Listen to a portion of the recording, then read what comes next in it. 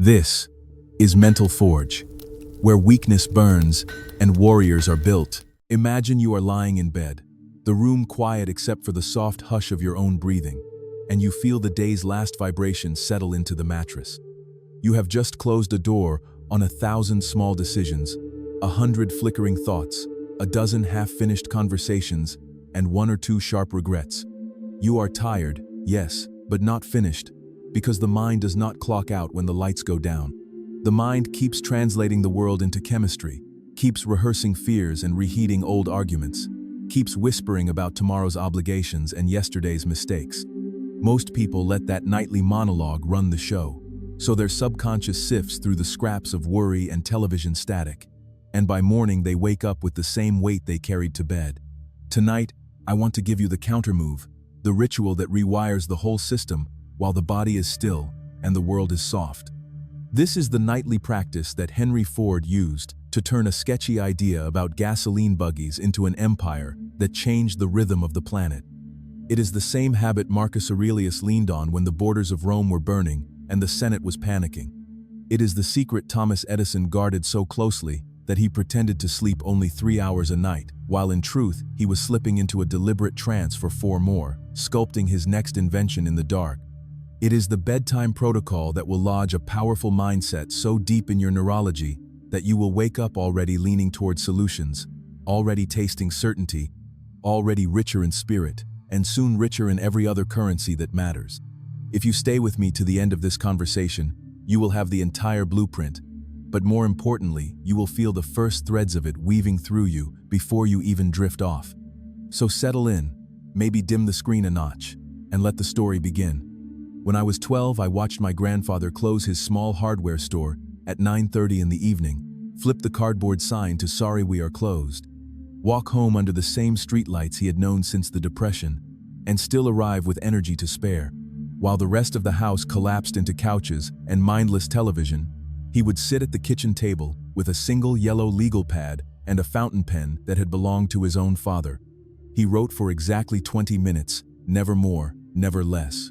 He did not journal about the day, did not catalog grievances, did not scribble a to-do list for tomorrow. Instead, he wrote as if he were dictating a letter from the man he intended to become. He wrote in present tense, in vivid detail, in lavish gratitude. He described the smell of sawdust in the expanded store he had not yet built, the laughter of apprentices who had not yet been hired, the clink of coins in a donation jar for the library fund he had not yet started. Then he folded the page, slid it into a cedar box, and placed the box on the windowsill where the moon could touch it. He never reread those pages, never showed them to anyone, never spoke of them again. But I noticed that every 6 months or so, something he had described would appear in the daylight world, as if it had grown overnight like a volunteer sunflower. The first time it happened, I thought it was coincidence. The 5th time, I knew it was creation. The night he passed away, I opened the cedar box and found hundreds of letters, every one of them dated, every one of them a prophecy fulfilled. I asked my grandmother how long he had done this. She said every single night for 53 years. Then she looked at me with that gentle fierceness elders have and whispered, "Your turn. Tonight is your turn." The mechanism is simple, but do not confuse simple with easy. The mind is a loyal servant and a terrible master, and if you do not consciously hand it instructions before sleep, it will default to the loudest fear it heard that day. Neuroscience calls this the consolidation window, that twilight between waking and sleeping when the hippocampus replays the day's patterns and the amygdala decides which emotions get stored as long-term memory. Whatever emotional tone dominates those final minutes becomes the filter through which tomorrow is experienced. If the last thing you feed the mind is the taste of scarcity, the brain will search for scarcity at breakfast. If the last thing you feed it is the feeling of already having won, the brain will scan for evidence of victory before the alarm even rings. This is not wishful thinking. It is neurology. Functional magnetic resonance imaging shows that visualized experience lights up the same cortical pathways as lived experience. So when you rehearse abundance in detail, the synaptic architecture of confidence is reinforced exactly as if you had spent the day earning it. The subconscious never sleeps. It only edits, and tonight you get to decide which scenes make the final cut. Before we dive into the precise ritual, let's anchor it in the stories of giants. Henry Ford, The farm boy who hated farming used to sit on the porch after supper and stare at the stars while his family argued about drought and debt. Instead of joining the chorus of worry, he would close his eyes and run mental movies of quiet engines and smooth roads and families driving to church in weather that no longer mattered. He did this every night for years before the Model T existed anywhere, except behind his eyelids. When bankers laughed at his first prototype, he simply returned to the same nightly cinema, refined the picture, added sound and smell and touch, and felt the vibration of the steering wheel until the vision was more familiar than the squeaky chair he actually sat in. By the time he needed capital again, his certainty was so contagious that even skeptical investors felt they were joining a parade already in progress. Ford understood that the mind cannot tell the difference between a well-imagined reality and a memory, so he deliberately manufactured memories of the future and let them pull him forward. Marcus Aurelius, emperor of Rome during plagues and wars, and the slow crumbling of an empire, carried out a nightly practice that looked almost identical. After the last scroll was rolled and the last advisor dismissed, he would retire to his campaign tent and write in his private journal what we now call meditations. But he was not merely recording events. He was rehearsing the man he intended to be when the sun returned. He wrote, "At dawn, when you have trouble getting out of bed, tell yourself I have to go to work as a human being." Then he would describe the version of himself who greeted hardship with cheerfulness, who met ingratitude with kindness, who ruled with justice even when exhausted. Those pages were never meant for publication. They were mental push-ups, deliberate sculpting of neural pathways, so that the next day's choices would be easier. The empire eventually fell, as all empires do, but the inner empire he built each night still stands as a blueprint for anyone who wants to rule their own mind.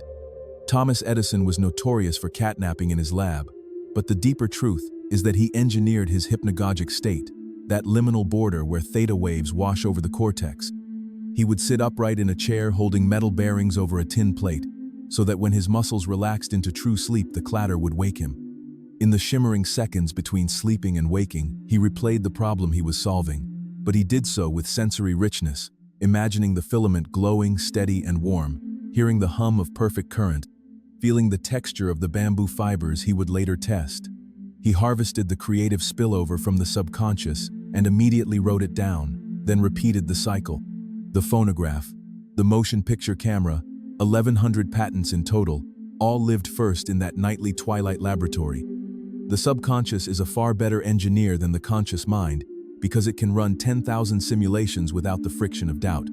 Edison simply gave it clear instructions before releasing it to work through the dark. Andrew Carnegie, who started as a bobbin boy in a cotton factory and became the richest man in the world, told Napoleon Hill that his single greatest asset was what he called his mastermind evenings. After dinner, he would close the library doors, light one lamp, and summon an invisible council of 9 men he admired most: Lincoln, Socrates, Napoleon Bonaparte, Benjamin Franklin, and others. He would pose a question aloud, then one by one imagine each advisor answering in his own voice, style, and wisdom. Carnegie claimed that these imaginary conversations yielded more profitable ideas than any real board meeting. Hill later used the technique himself and credited it with the insights that became Think and Grow Rich. The subconscious accepts symbolic reality as literal experience. So when Carnegie felt the firm handshake of Abraham Lincoln and heard the measured cadence of his counsel, the mind stored it as a genuine memory of mentorship. The line between hallucination and rehearsal is thin, and successful people cross it deliberately every night. Now let us bring all of this down to the pillow beside you. The ritual has 4 movements: shutdown, scripting, surrender, and seal. Each one is short, but together they create a compound effect greater than the sum of their parts. Think of them as the mental equivalent of brushing and flossing. Skip a night and nothing seems to happen. Skip a year and the rot shows up in every smile. Shutdown begins the moment you decide the day is done. Most people never truly finish a day. They simply abandon it when energy runs out. Instead, take 60 deliberate seconds to review the last 16 waking hours, as if you were the director watching the day's rushes. Name 3 wins aloud, even if one of them is simply, "I got out of bed." This wires the reticular activating system to look for evidence that you are already a person who wins. Next, name one lesson and one forgiveness. The lesson keeps the growth loop open. The forgiveness prevents the amygdala from rehearsing resentment while you sleep. Say the words, "I release this day back to the universe fully completed," and physically exhale as if you are blowing out birthday candles. The body believes the breath more than the thought. So let the shoulders drop. Let the jaw unclench. Let the belly soften. You are now officially off duty. Scripting is the heart of the practice. You need two tools, a pen and a single sheet of paper. Not a phone, not a tablet, not the back of an envelope. The tactile resistance of pen on paper activates more neural real estate than typing. And the slower speed forces the mind to dwell in each image long enough for the subconscious to photograph it. Date the page in the upper right corner. Then write the heading, "I am so happy and grateful now that," and continue in vivid present tense for exactly one page. Describe the tomorrow you intend to wake into, but describe it as if it has already happened. See the color of the sunrise through your future kitchen window. Hear the exact tone in your client's voice when she says yes. Feel the texture of the steering wheel of the paid-for car. Smell the leather of the new briefcase. Taste the cinnamon in the celebratory oatmeal. The key is sensory density. The subconscious thinks in images, sounds, textures, smells, and tastes. Words are merely the delivery system. If you want the vision to stick, make it cinematic. If you struggle to begin, start with the sentence, "I remember when I used to worry about money," and let the contrast carry you. Do not edit. Do not cross out. Do not lift the pen. The first draft is raw ore. Refinement comes with repetition over weeks. Surrender is the counterintuitive part. After you finish the page, read it once aloud with feeling, then fold the paper and place it somewhere sacred. Under the pillow, inside a favorite book, in a cedar box like my grandfather used. The act of folding is symbolic. You are handing the order to the night shift. Dinan, this is crucial, let it go. The subconscious is like a cat. Chase it and it hides. Ignore it, and it curls up in your lap. If you find yourself obsessing about whether the vision will come true, place your hand on your heart and say silently, "I trust the intelligence that grows forests and heals skin to handle the details." Then turn your attention to the feeling of the sheets, the coolness of the air on the tip of your nose, the steady drum of your heartbeat. Fall asleep in the assumption that the work is already done, because assumption is the womb of creation. Seal is the final 2-minute flourish. As the mind drifts towards sleep, run a quick highlight reel of the day's best moments, like the credits rolling on a feel-good movie. This primes the hippocampus to store positive memories first, which means tomorrow morning the mind will retrieve optimism before it retrieves complaint. Then choose a single word that captures the quality you want, more of courage, clarity, abundance, peace, and let that word echo in the mind like a gentle gong until awareness dissolves. The last conscious thought is the seed the subconscious waters all night. Make it intentional.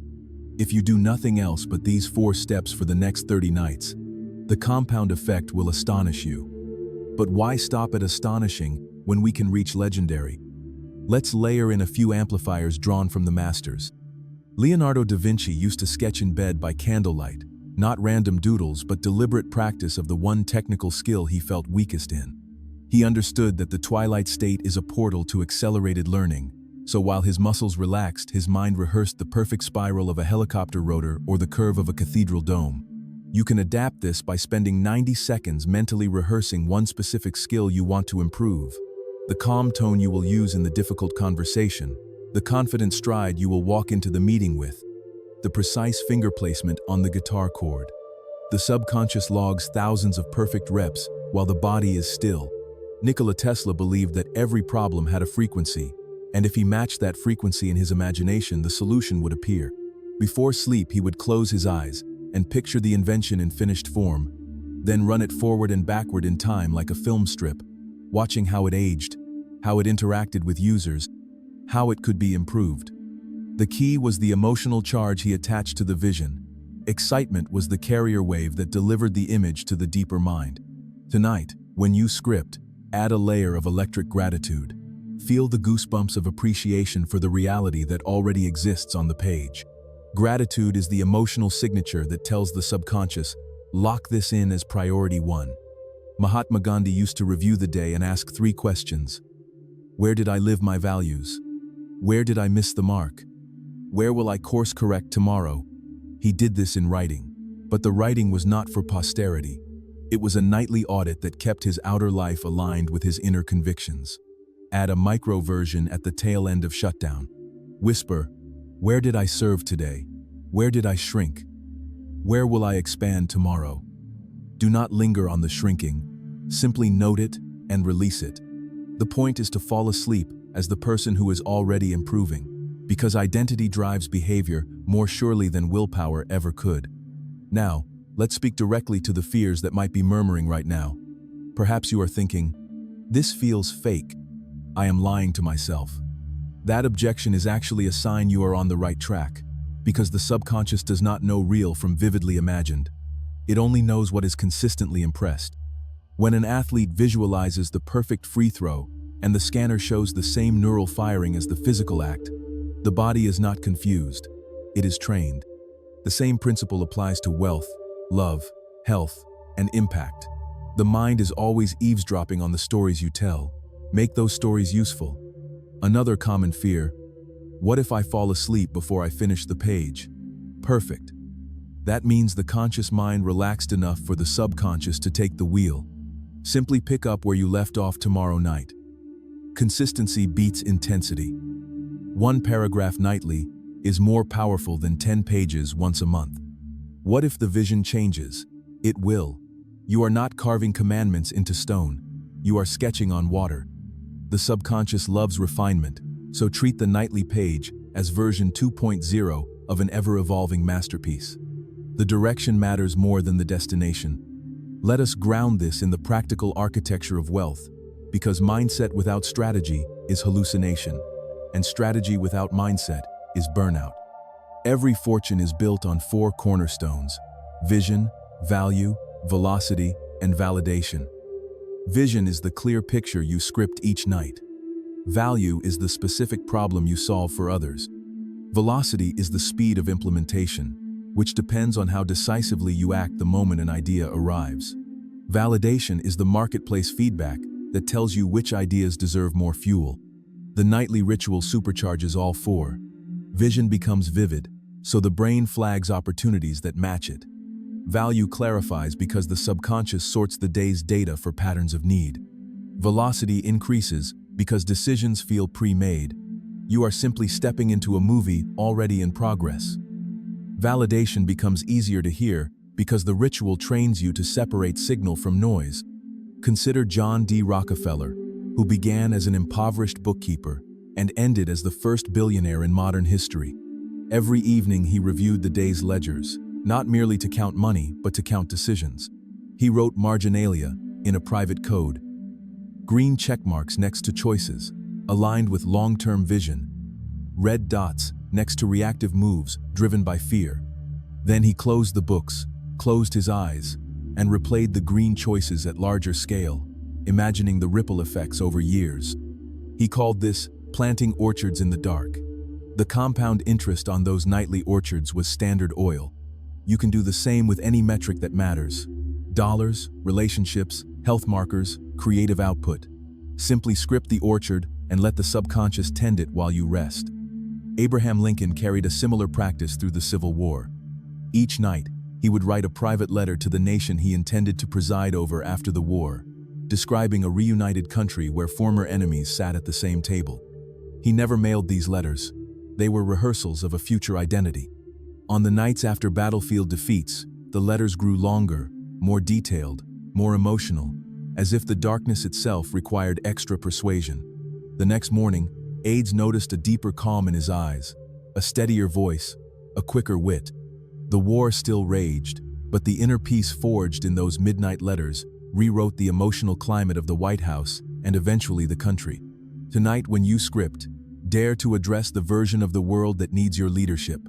Write the memo from the healed company, the email from the reconciled family, the headline from the thriving planet.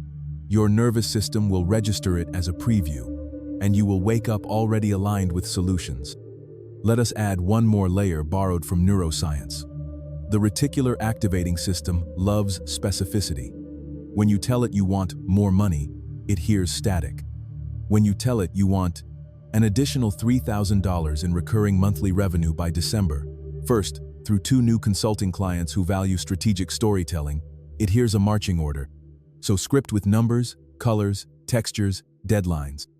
Instead of, I am healthy, write, I am so happy and grateful now that I ran 5 kilometers in the crisp October air while breathing freely through both nostrils. The subconscious is a precision instrument. Give it coordinates. Now for the accountability piece.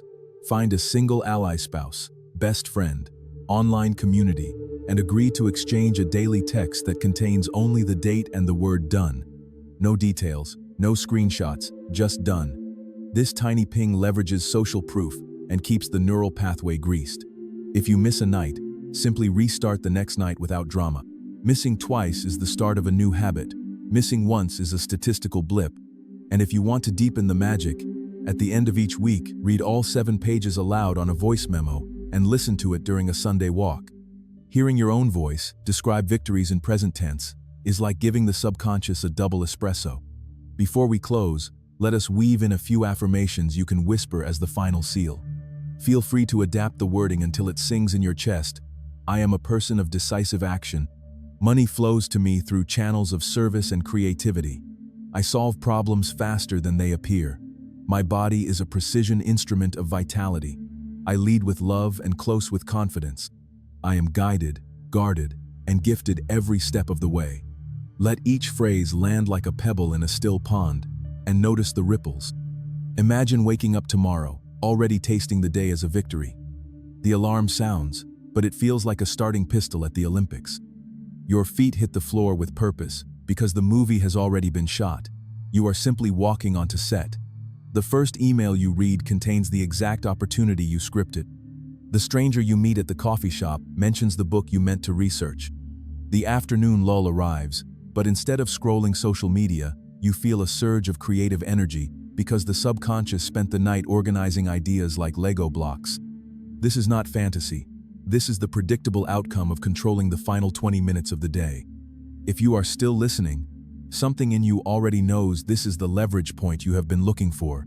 Maybe you have read all the books, attended the seminars, downloaded the planners, yet the needle has not moved because the operating system was still running yesterday's fear loop. Tonight, you get to install the upgrade. The cost is 20 minutes and a sheet of paper. The return is a life that feels orchestrated rather than reacted to. I have been sharing these nightly rituals with this community for 3 years now, and the stories that arrive in my inbox could fill another library. The single mother who scripted her way from food stamps to founding a tech startup. The veteran who used the practice to heal chronic pain and now runs ultra-marathons.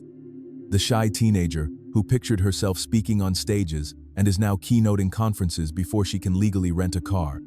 Each of them started exactly where you are, lying in bed wondering if imagination could possibly be this powerful.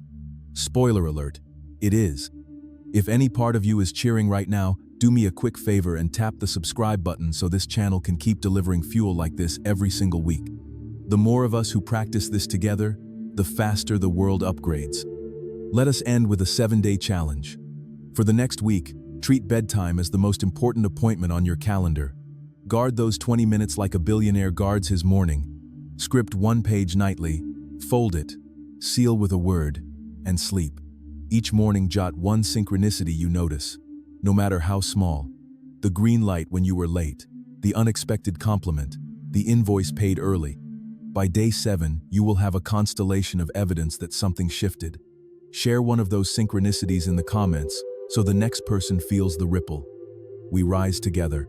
Tonight, as the moon climbs its invisible ladder, remember that every empire, every invention, every healed relationship began as a private scene in someone's mind before it became visible to the rest of us.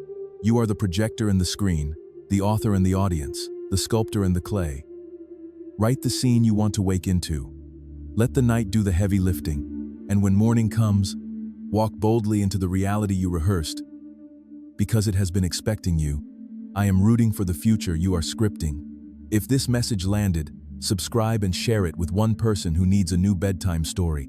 We will be here every week with more tools, more stories, more reminders of who you really are. Until then, close the day with intention, open the night with vision, and sleep like the builder you have decided to become. Champions, your mind has been forged a little stronger today, but the real test isn't what you learned, it's what you do with it. Take action, dominate your day, and remember, we're not just building better thoughts, we're forging unstoppable lives. The forge doesn't stop, and neither do you. If this episode hit you where it counts, subscribe to Mental Forge Academy and join the Brotherhood of Champions who refuse to settle for ordinary. Go transform, strike while the mind is hot,